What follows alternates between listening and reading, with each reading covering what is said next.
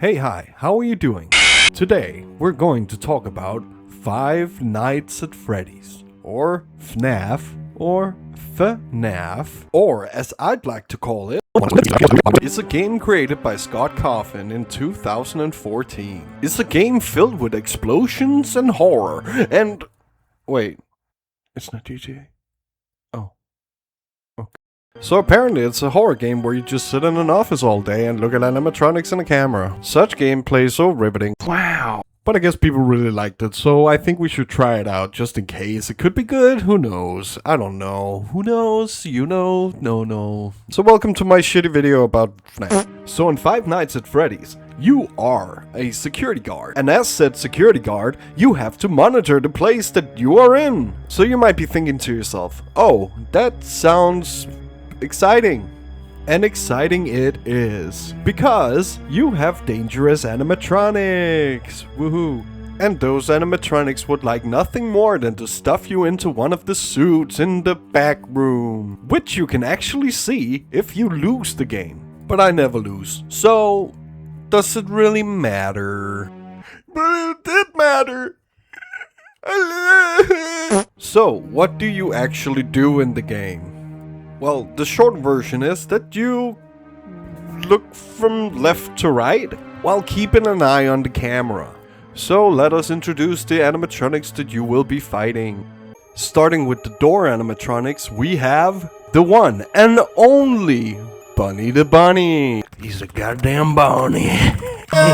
So what Bunny does is he starts from the stage area, slowly creeps down the left side of the building until he's at your door. And this is where you close the door. So he's not much of a threat. Next up, we have Chica.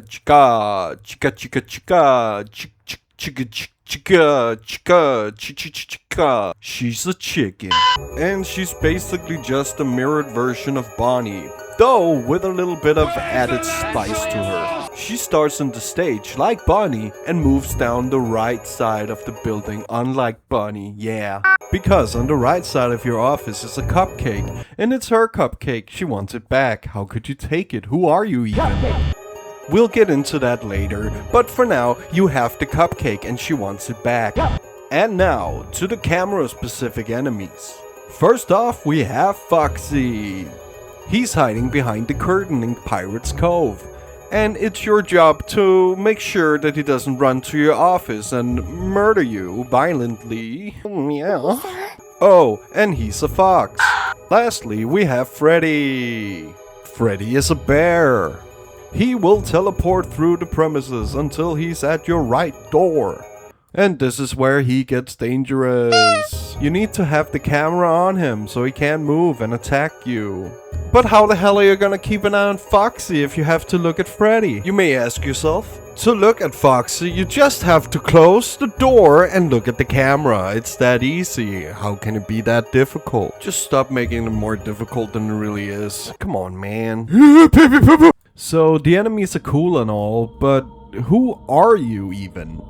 You work as a security guard at Freddy Fazbear's Pizzeria. But this game really doesn't go into detail who you are as the playable character. The only hint to who the character is revealed when you beat Night 5, and you see the name, Mike Schmidt. But who is Mike Smith? We don't know. Not yet anyway.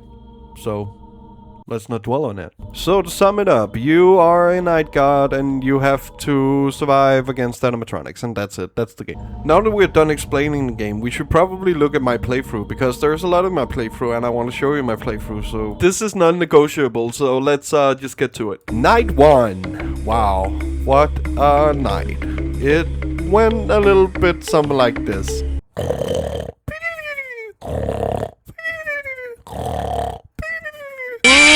And then we beat the night. Really easy night. Very good night. It's a good introduction night and we beat it. Haha. Take that, Scott. No, fuck. Now on to the second night.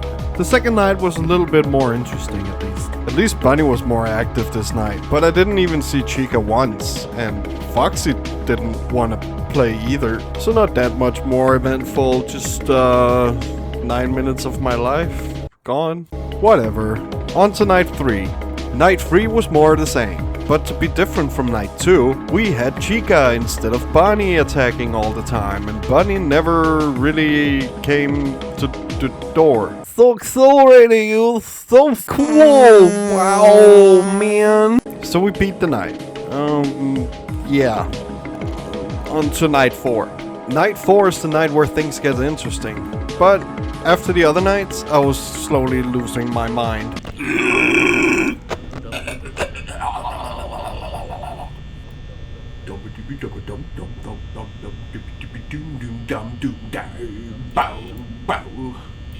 Luckily tonight we had to fight all the animatronics, and the main character animatronic woke up this night, so it was a lot of fun. Oh, and Foxy attacked twice.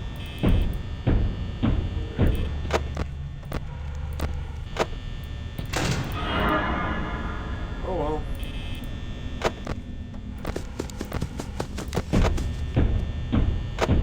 Yeah, Foxy! On to night 5. So night 5 had a little bit more action. Bunny and Chica were a little bit more aggressive this time, which was nice. They actually did something. They even forced me to lock both my doors at one point. And Foxy came knocking once, but other than that, he just stayed in his cove. Toward the end, my power levels were low, so we had to finish with a "Hello, I'm Freddy, I'm coming for you" power out scene. Which we survived because of our legendary gaming god skills. And we beat the game. So now we're finally done with the... Wait, no. So apparently this game has a 6th night. And we're gonna play it because we want to complete the game. So let's get to it. Night 6. So this is the first night where we actually die.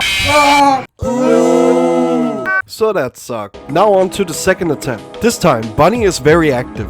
And we also have some cameos from Chica. But the real threat this round was Freddy, who was just standing at the door the whole night. Not much else to say other than, haha, we won! So there's actually a custom night, and this acts as the game's 7th night. And it's the ultimate test of skills in Five Nights at Freddy's. So you know, we have to do it. It is known as 20 mode. Or 420 mode, as any normal person would say. But there is actually a little bit of a secret in this screen. If you type 1987 into the prompts, you get dead! Yeah, no one cares. So on to the 7th night. And it went great. Not because I won, but because Bunny did something. He actually killed me. I'm so proud of you! You finally did it, Bunny! Let's go! So the second attempt went a little worse. I thought that Chica had taken Freddy's place, but I was wrong. And he destroyed all my confidence, and now I have no confidence. Oh no, it's gone. I thought because the screen had turned black that Freddy was gone. But he is in fact not gone. I have to wait till I can see Chica there. Wow. So that sucks. You can't get any worse than this, right? Third attempt was a little better, but the bear got me again. But what are you gonna do when you're just a guy who breathes, so... The fourth attempt was way worse. I didn't pay attention and Chica was suddenly at my door and I apparently can't listen, so there you go. That's the reason that I died! Now on to the fifth attempt. This attempt was really good, and spoiler alert, we actually completed the mode. So Freddy was the guy you had to watch out for, but Bunny was also very aggressive this night, but not as much Chica. She was primarily in the kitchen the whole night, and when she finally came to the door, she was just standing there going, and I didn't even see Foxy once. I even had to go back and check if I put him on 20, and yeah, I did. I guess he just didn't want to play with me, which is fine. It just made the night easier. And this is my reaction to winning the game. Please, for the love of God! 2020! 2020! Let's go! Night 7 done! Woo!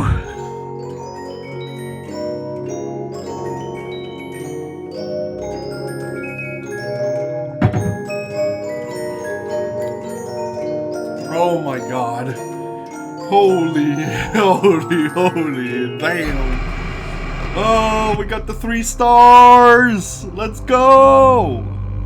Wow, what a real and authentic reaction. Now, let us talk about what I really like about this game. Let's start with the atmosphere. Well, a lot of you might think that sitting in an office all day is so very boring, but not with this kind of audio design. From the fan in your office.